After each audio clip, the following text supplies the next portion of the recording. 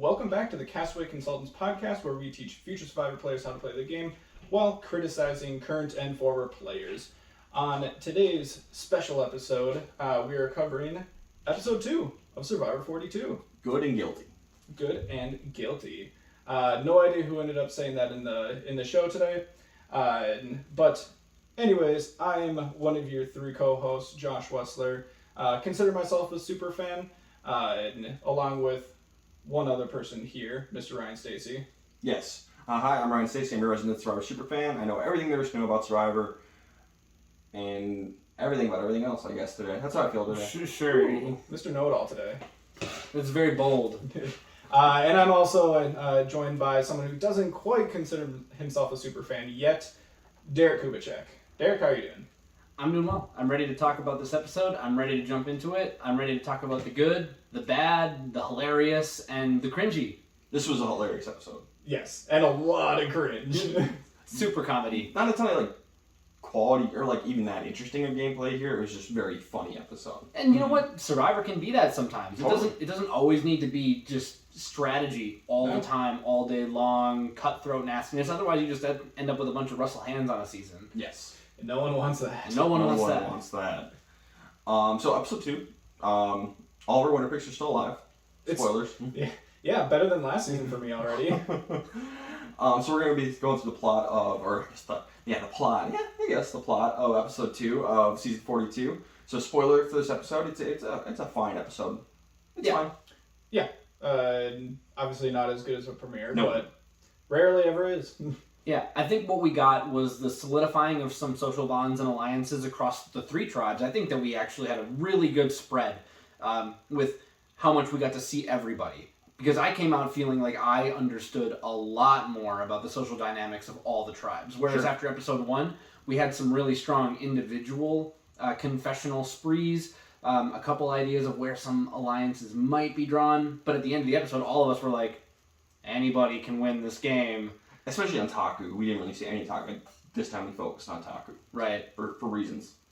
For reasons. Which I won't spoil. But spoiler alert, go watch this episode and come back. So now, spoiler alert, 3, 2, 1. Yeah, because Taku is going to lose. Shockingly. I thought they would never lose once. And I was wrong. Yeah. After an amazing come from behind. But we'll get to that part of the episode eventually. You guys ready to jump into this thing? Yeah. Please. Alright, so the episode begins with Ika coming back from Tribal Council, and basically Romeo wants to take out Tori next. She's next on the pecking order. Roxroy's on board, seems great. But Drea, she's in the alliance with Roxroy and Romeo, but she wants to make a girls' alliance instead. Boys, watch out. Something to look out for. Yeah, you don't want to just automatically assume every single season like it seems like someone does, but keep every little occurrence in the back of your head. And I didn't even want to assume that Drea even wanted this that badly until she revealed her hardware to Tori and to Swathi. Yep. And I think we have your name right this week, Swathi. So I apologize for last week. It was a work in process, and I think we're there. Mariah as well. Big apologies to you too. I've heard of a silent H before, but an invisible H? Come on. we can only. You stood no chance. So hopefully we have that right. But yeah, she pulls out her hardware and shows it to Swathi and Tori. So I have to believe that this is where her intentions lie, is to move forward with the women. Unfortunately, it seems like the women don't have the intention of moving forward with her immediately after she leaves Swathi. It's like, hey, Tori, we should take out Drea next. Yeah, and it's a very small note, but I feel like this happens quite often. So I feel like it's important enough to say, if you're going to propose a new alliance, or if you're going to propose making a move in the game, and you're coming to a group of people, maybe don't be the only person to leave after the conversation. Maybe try to go back to camp with people, or go split off in pairs or something, so that you're not leaving everyone else. Now this is only a group of 3, so it's a little tougher, but that way you're not leaving the other 2 people to just kind of have a review of your meeting. And maybe don't do this if you're in the majority alliance. There's no real reason to. You have Roxroy in your alliance. Take that guy to the end. Wait until after you lose immunity. Yeah, exactly. And by the way, I do like Swathi's reasoning. Drea's got a lot of power, and she only knows about one of the two Yes. advantages.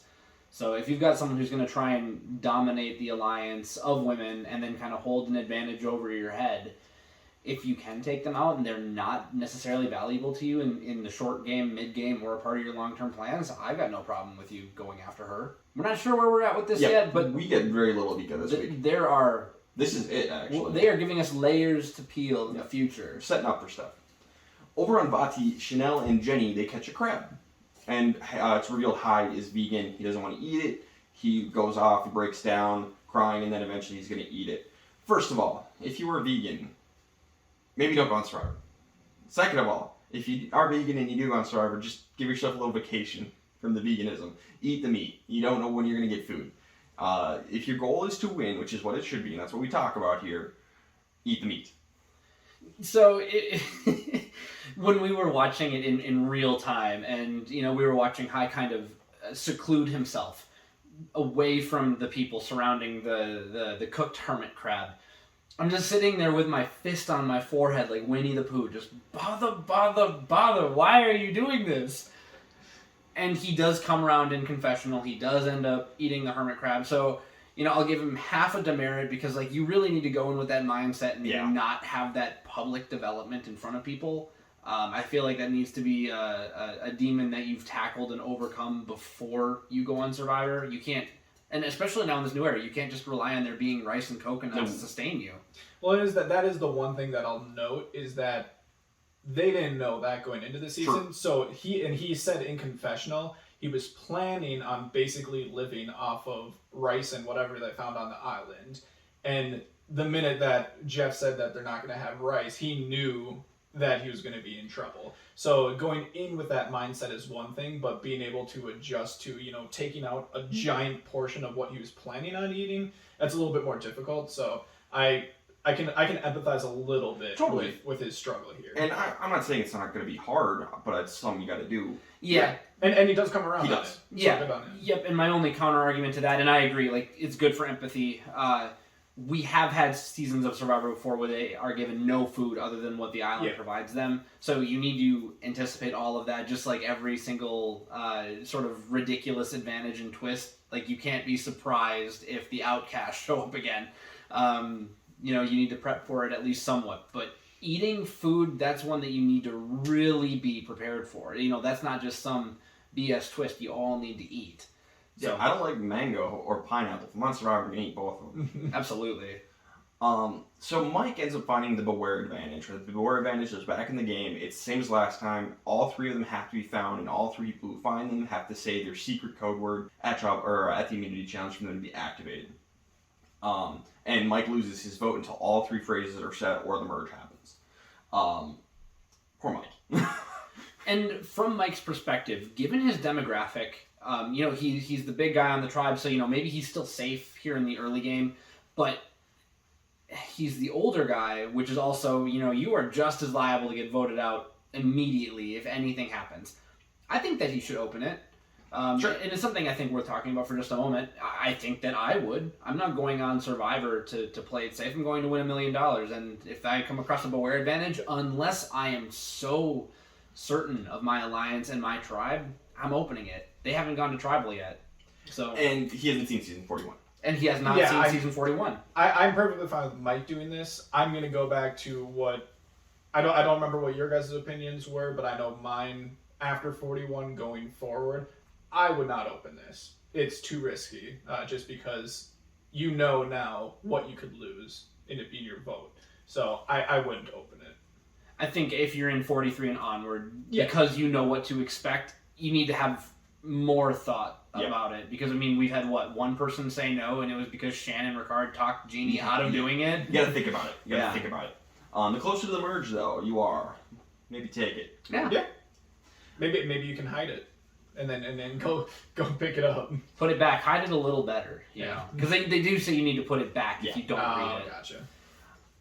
So Mike tells Jenny about the idol. He doesn't have a vote, so he's going to tell his closest ally. Okay. Sure. There's something there. Yeah, gotta rope him in. Then he tells Daniel, who's not his closest ally. And for some reason he wants to show it to Daniel. and he forgot where he buried it, so he spent a good chunk of the episode of them wandering around the jungle trying to find Mike's idol. I left it at a Y. But there are so many Ys! Dozens of Ys that it could be at. There's a play on words here with all the Ys and still none the wiser. I mean, there's something, I'd work on it more, but... You're close enough already. You know, don't hide the idol in your bag, but if you're gonna forget where it is, maybe you should put it in your bag. Mark it. Eventually, he finds it, and Daniel's just like, "Hey, maybe don't say the phrase this time because you're safe. You don't need to say the phrase and draw attention to yourself." Mike's not going to say the phrase at the immunity challenge, so. Which, kind of going back to last season, I think it's the right move. Like, maybe wait for someone else to say it. Wait for someone else, because what are the odds that all three people have the same strategy in not saying the phrase? Yeah. Like, maybe one other person has the same strategy as you, but can't have both. You need And all three. once one says it, all three will. I think you wait to hear the other two, and then if a tribe swap happens, then you have information that they don't have. As always, I think that having a secret is better than, having this advantage, but that advantage being publicly known. So it's an interesting predicament. But touching on this a little bit, because Daniel is going to bring this information immediately to Chanel. Yes, his closest ally. So the audience, we've seen 41. We know what these beware advantages are. We understand the mechanics, so that was not shocking for us. But we still somehow got something new out of this with Daniel saying, hey, we kind of know where all the idols are. And we don't have to power them up, and we can either vote out Mike and they never get powered up, or we know at least where everything is and we know who to target. It was a very, very clever way to go about this, and I wish we would have understood it better last season so we could talk about it. This is a great move. But the one thing Daniel is not realizing is if Mike gets voted out, it'll probably get rehidden, so that won't permanently prevent these from being powered up. Yeah, which is why his other scenario is probably better. Yeah. Just almost hold it hostage, but not really, because it's not like Mike knows of that. Yes. So in the event of a tribe swap, at least one other one that's somewhere else. So on Taku, Marianne is very excitable and a little bit exhausting. Wow, who could have predicted that one? Maybe take it down like 10 notches. Yes. And this is coming from if you are trying to play an optimal social game, there is playing coy and there is playing the middle, not acting your age. Right now she's acting like a very excitable 23-year-old when she should be acting like a little bit more of a jaded 31-year-old. Do you want to know why? Because that's who wins Survivor, a slightly jaded 31-year-old. Yep. Now, you can always be an exception to the rule, but I'm all for playing the odds whenever possible. So, you know what? She's a beautiful person. I worry that it would become grating, especially as food supply diminishes, morale's diminished, more people get voted out, maybe you lose a couple challenges in a row. All of a sudden, this is pretty exhausting. And Lindsay and Mariah both say such things. And I think she's likable enough to where it's fine for now, as long as it doesn't get any worse. Yes. Where it can still be a little endearing in the end. To be Jonathan loves her. She's very likable. Even if she's annoying, she's likable enough to, give her the title of Sole Survivor. But if she doesn't tone it down, it can go and flip the other way really fast. Jonathan is absolutely smitten with her, and I shouldn't find this as hilarious as I do, but the fact that Jonathan is smitten with Marianne and Marianne is smitten with Zach, which we'll get to. I don't even. This episode's all about love. Isn't that what it's all about, guys? Everybody love everybody. The love you gained along the way. So Jonathan, he has one hell of a social game this episode. He makes alliance with Omar. He's super close to Lindsay. He loves Marianne. He's got everybody except Mariah, who he just hasn't connected with. And what's interesting, Mariah's going to get voted out in this episode. And really, I think it just amounts to she just didn't connect as well with some people, and that's it. We really didn't see, the moment Mariah is going to lose. It's kind of a weird vote. Just well, why did she lose? And it's it's harder to show a social game on camera unless it's bad. And hers is just And that's why I don't think that Mariah is a bad Survivor player by any of the stretch of the imagination. Obviously, we're going to get to it, but she has the right read of the situation. Maybe she just needed more time. And if one person had to go home, they just happened to break the weakest link. Or maybe they think, okay, Marianne, she wears her heart on her sleeve. She's not going to hide anything. Whereas, like, Mariah, probably a little bit craftier of a player by her very nature. Maybe Jackson would have been the first boot. Maybe. Yeah, we have no We'll idea. never know. So we go to the immunity challenge, and this is phenomenal. Marianne is so sad that Zach is gone because she had a crush on him. He's like every white boy I've ever had a crush on. He's perfect in every way. And I'm like, oh my god, this is amazing. What? There's hope for all of us. Mad Max Fury Road, perfect in every way. It was not what I was expecting to be said because she acted so surprised, and I made a comment before she started talking. The smallest guy on the tribe got voted out after they got out-muscled in a very physical challenge. Why are you so shocked? And then she makes her love confession, or I guess her infatuation confession, and I was like, oh, there it is. There it is. Hi, Billy. Amazing. Zach, shout out to you in your Twitter post where your face is on Billy's body. I found love. I ship it. Blindfold challenge. And this is one of those ones where each tribe has a caller, and the caller basically controls everything. They tell everyone what to do. So really, everything lives and dies on the caller. Very much a hero challenge. It's a hero challenge. Drea, Lydia, and Jonathan are the callers. You generally want to put like your loudest or most distinctly voiced person. And it's super close. Really close challenge. Lydia leads a big comeback and wins it for Vati.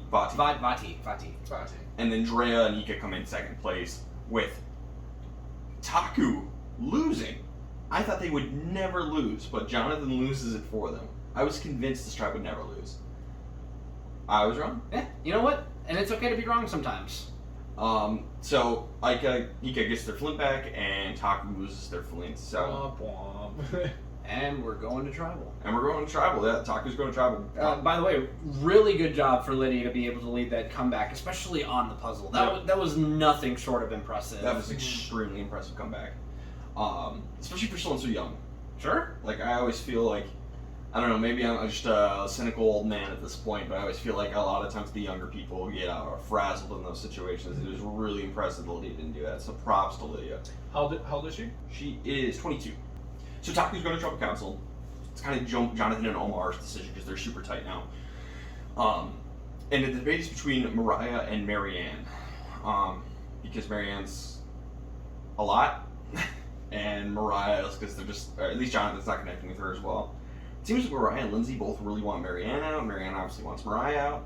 So I thought for sure Marianne was going to go. It's like, oh, there's 4 and there's 3. It's the clear person should be Marianne. But no. I think, the only thing that I can think of is that maybe Jonathan had a little bit more sway than what it seemed like. Because it seemed like it was Jonathan and Omar who were making just the final decision together. And it seemed like Omar wanted to go one way and Jonathan wanted to go the other. So who wants to argue with Jonathan, though? I guess Jonathan is going to lead the ship. Yeah, he convinced Lindsay to go with him. It's interesting. He must really like Marianne. It's got to be something along those lines because I think that Mariah had a really strong argument to stay. You can prove your loyalty, and maybe that's something that they just didn't buy from her, where they're like, you could hide something from us. Look, what I mentioned earlier, Marianne can't hide anything, but that also means, that's a double-edged sword. She might become erratic and maybe just go off looking for an idol. But I mean, that's something that she'll do. Like, Marianne will just I'm not safe, I don't trust my alliance, I'm gonna go search for an idol, and then when I get caught... But to be fair, she doesn't know if she has a vote or not. Oh, you're right. I forgot that it was a risk it. So, okay. I understand it a little better, but you need to have a better lie than, I was just looking for those she goes to find the idol. flowers that you were talking about. Lindsay and Mariah walk up Pay on no her. attention to me over here. Don't listen to the man behind the curtain kind of thing. She's lucky that it's day 5 and not day 1. Yep. So I thought for sure Marianne was going just because she got her hand caught in the cookie jar kind of, and there weren't any cookies in there. Yep. So we're gonna go to tribal council where Marianne is absolutely hilarious, and I was thinking to myself this whole time, is this peak Marianne, and she should go out right here because if she stays beyond this, she could get graded. I don't know, but on the flip side, she could just she plateaus here and is just hilarious for the rest of her time in the season. Now I'm conflicted, so I was kind of hoping Marianne would survive just because we hadn't gotten much from Mariah, and we were more from Marianne potentially to do. So I'm pretty happy with the result. So you're saying that you wanted Marianne to survive? Yeah, just because she was so funny at this tribal council. Sure. Entertainment-wise, I guess I would agree with you, because it's more just like wild card what's going to happen. I don't know. She could say that she's maybe in love with a different contestant next episode. I don't know. I have no idea what's going to come next. Now, is it the right move? I don't know. I probably would say no, but that's just my opinion. We weren't really given a whole lot. We weren't given a whole lot. I would probably cut the wild card if I was on the tribe. Yeah, this is, since it's going to be a unanimous vote, this is kind of a case of I'm going to trust the tribe on this one, just because I feel like we didn't get enough from Mariah to say either way. Mariah's going to play her shot in the dark, and Marianne's going to get her extra vote. Mariah is not safe, so it ends up being 4 votes for Mariah, no votes for anybody else, obviously, because she can't vote. So Mariah goes out of the game, and like I was saying, I think it's probably the right move. I don't know. I agree. I think that because we don't have enough information on the social games, all we can trust is that, you know what, at worst it was a toss-up for the majority of this alliance, and if Jonathan has a really strong, a strong inclination to keep Marianne because he's just absolutely smitten with her and her personality and what she brings to the tribe, that's a good enough reason. Like, if Jonathan's willing to stick his neck out and say, yeah, I'll lobby for Marianne, and if no one else wants to lobby for anyone else other than Mariah lobbying for herself, which of course she'll do, yeah, go ahead and vote out Mariah. I'll trust him on that. Yeah. And I mean, another scenario could be Jonathan and Omar seeing potentially that Mariah and Lindsay could be a close duo. Yeah, that's a good point. I don't think that was necessarily said just on the show, but we've seen them walking around together multiple times, so you can maybe assume that as well. So good opportunity to break those two up, whereas I don't think that Marianne has a really tight second person that she's with. The person she's closest to is Jonathan, it seems like. Other than Zach, of course. Other than Zach. It would have been fun to see like a Ponderosa, Zach and Marianne. There's still time. There's still time. I would love that. You got the entire pre-merge. Yeah, if we get to the reunion show, because Marianne was talking about, like, you know, I'm picturing the reunion show where, Jeff, you asked me at the reunion show, and now you and Zach are dating. Oh, he's absolutely going to ask. He's absolutely going to ask, and I'm rooting for it. Here's hoping. If it's right, I hope that it happens. It'd be so good. If it was Destiny. It's Destiny. I mean, The Bachelor just ended, but I prefer my couples to come from Survivor. Oh my god. Like, what if Marianne wins the season, and so we have, like, the first person voted out in the winner? Together. Between the two of them, they are totally average at Survivor. They are a merge boot. They are Andrew Savage. They are Jonathan. So let's get to best and worst player of the episode. Yeah. Josh, who do you have for best player of the episode? I think it came down to 2 people. And like you were saying, Jonathan had a really good episode. Just socially, it seemed like he steered the tribe where he wanted to go, and all that. But I'm going to give it to Daniel instead, more just because he had the good enough social game to be able to get advantage information from Mike and be trusted with that information, and then one-ups it by going to what turns out to be his closest alliance member in Chanel, I believe, and forming some sort of plan going forward. I don't know if it's actually cemented yet, but a potential plan going forward on how they can use it to their own advantage. So I'm going to go with Daniel. Derek? I had an honorable mention to Daniel.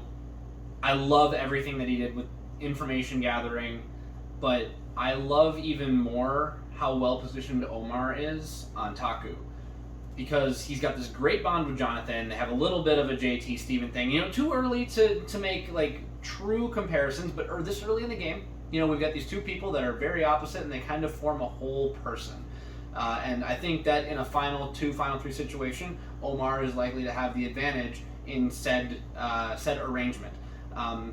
Obviously close enough with Lindsay to where they were able to keep the vote totally unanimous, and trusting Marianne was going to stick with them. They got a 4-0 vote on that, and I think he's in a really strong position, and the lines have been drawn in the sand, whereas over on Vati tribe, the lines have not been drawn at tribal yet. So even though Daniel, what he's doing is good, we don't really have any of the proof on paper yet. So I just want to see a little bit more, unless he completely blows something out of the water in the best way possible to give him best.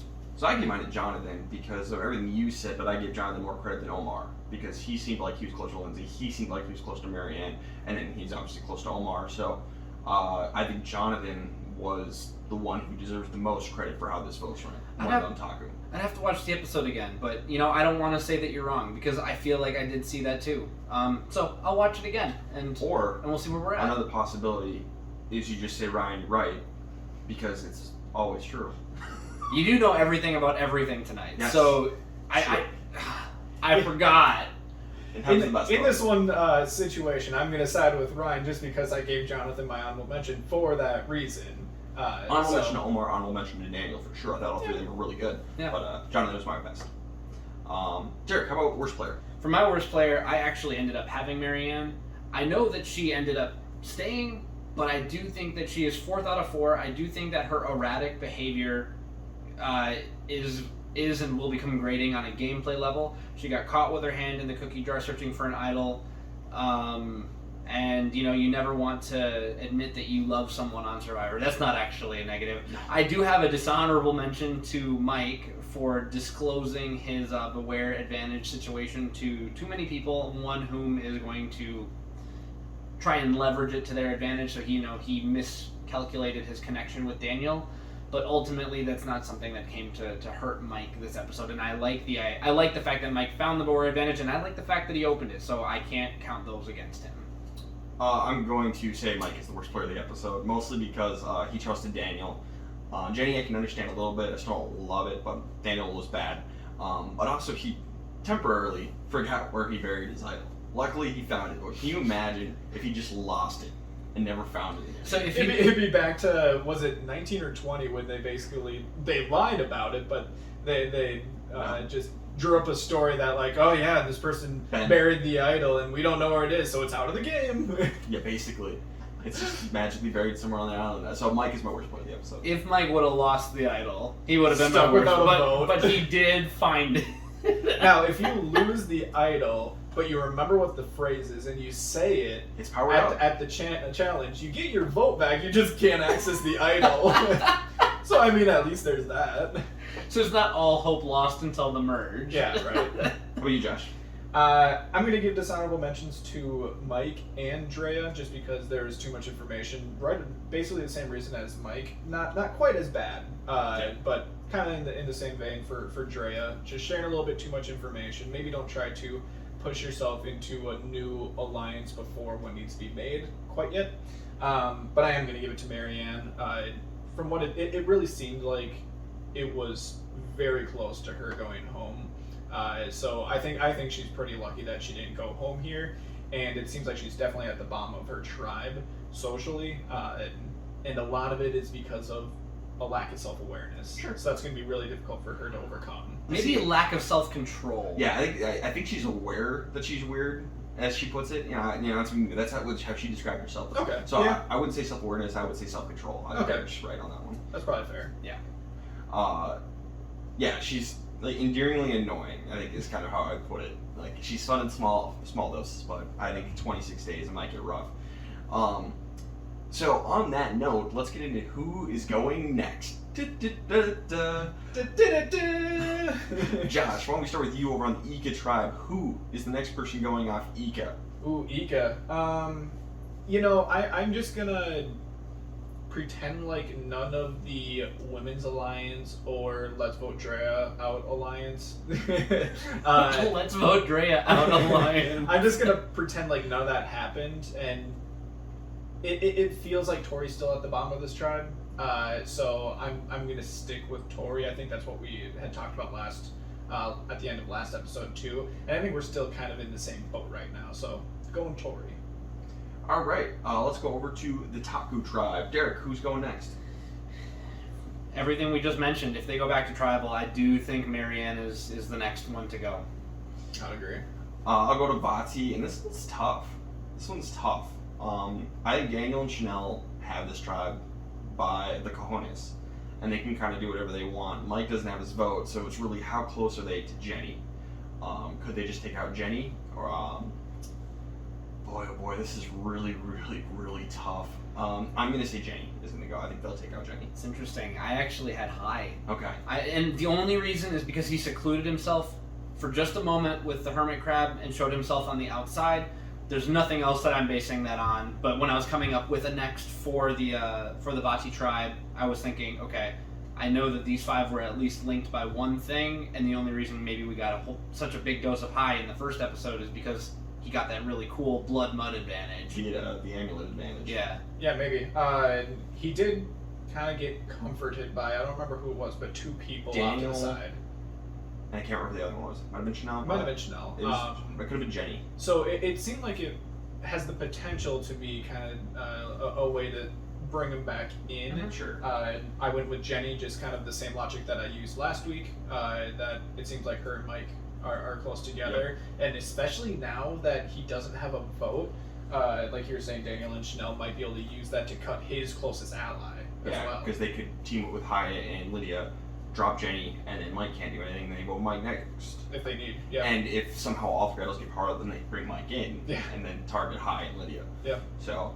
They got options. It's definitely the most dynamic tribe situation because we just haven't seen them in tribal yet. You know, it's very much the blue tribe from 41. We just didn't go see them go to tribal council. Luvu. The Lovey tribe. So we'll see. I'm excited. I don't think Bati's going to tribal council though. We'll see. They're close. Yeah, I think Ika's going back to be my prediction. All right. Last thing we have to talk about is who cannot win the game. I'm going to get to your Twitter. I forgot about that. That's right. I gotta write that down. Who can't win?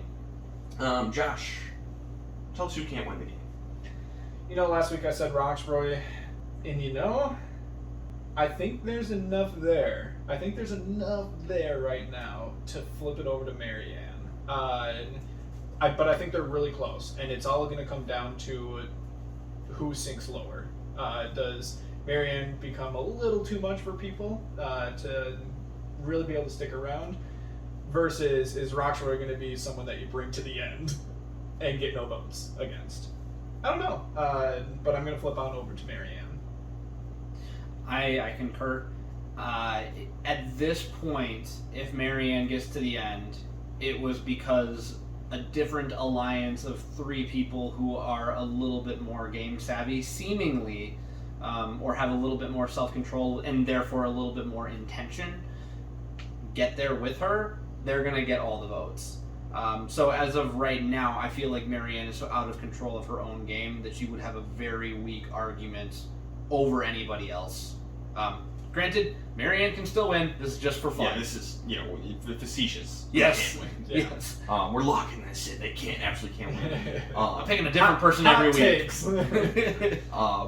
So I haven't flipped on Marianne from endearing to annoying yet. I mean, she's riding that line, but I haven't flipped her over to the annoying side yet.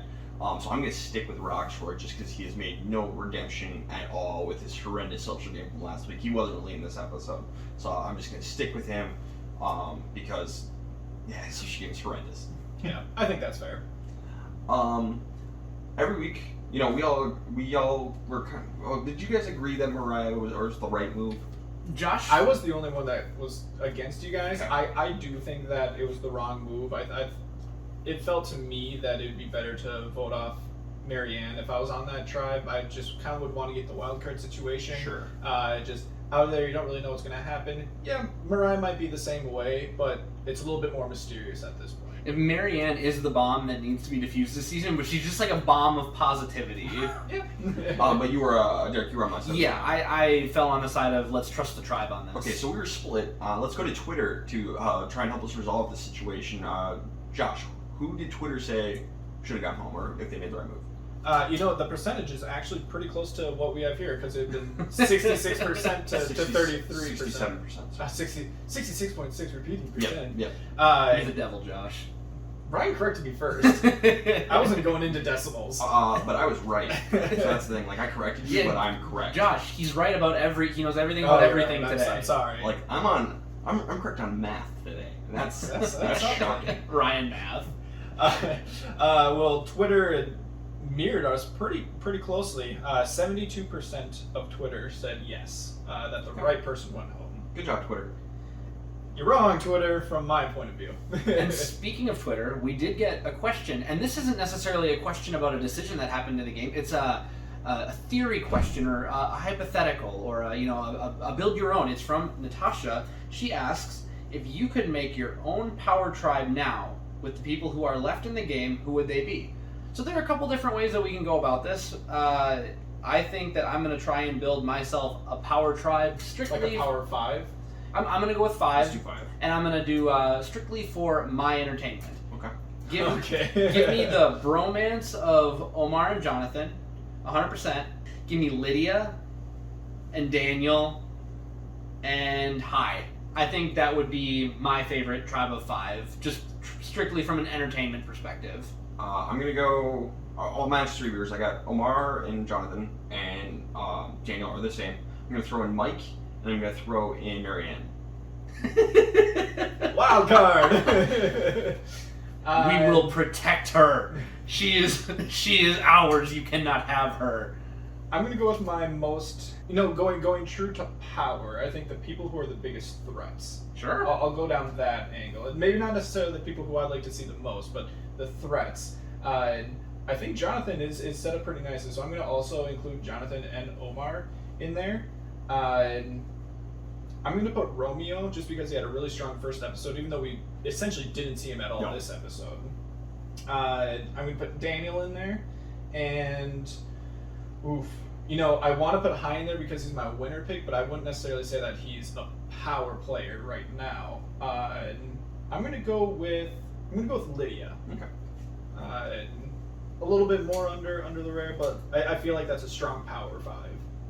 I would probably knock out Lydia and put in Drea if I was going for your... Especially with the advantages in her pocket right now.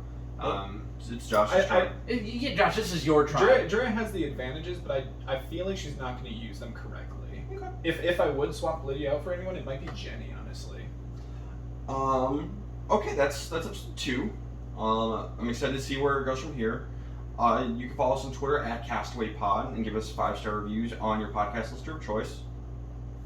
Yeah, and like we mentioned, we will answer anything on the podcast if you tweet at us, DM us, not just on Twitter, Instagram, or anywhere else.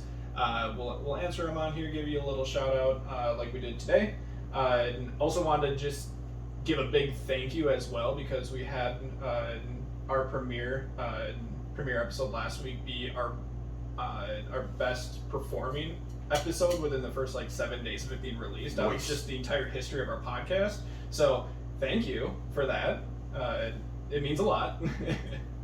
We also have a TikTok now. Yeah, if you want to see Derek act out a little bit between himself and Jeff Probst on TikTok, that is entertaining. That is just at Castaway Consultants.